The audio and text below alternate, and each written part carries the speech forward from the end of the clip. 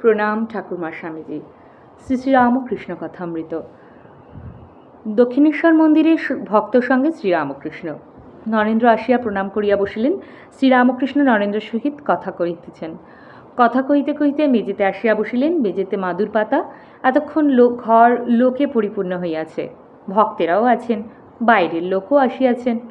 শ্রীরামকৃষ্ণ: ভালো আছিস? তুই নাকি গিরিশ ঘোষের ওখানে প্রায় যাস? নরেন্দ্র: আগে হ্যাঁ, মাঝে মাঝে যাই। ঠাকুর শ্রীরামকৃষ্ণের নিকট গিরিশ কয় মাস হলো নতুন আসা যাওয়া করিতেছেন।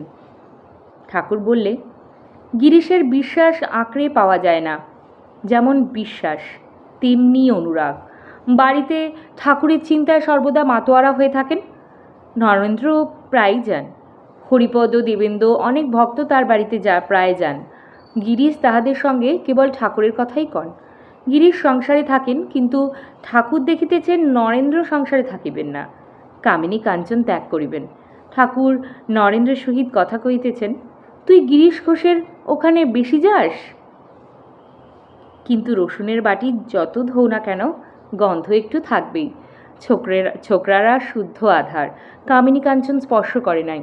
অনেক দিন ধরে কামিনী কাঞ্চন ঘাঁটলেই রসুনের গন্ধ হয়।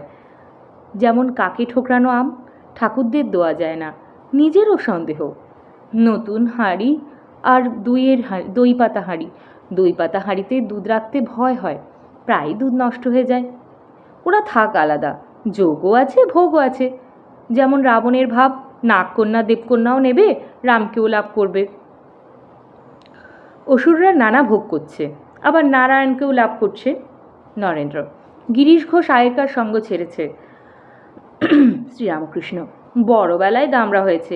আমি বর্ধমানে দেখেছিলাম, একটা দামড়া গাই গরুর কাছে যেতে দেখে আমি জিজ্ঞাসা করলাম, এ কি হলো, এ তো দামড়া। তখন গাড়োয়ান বললে, মশাই, এ বেশি বয়সে দামড়া হয়েছে।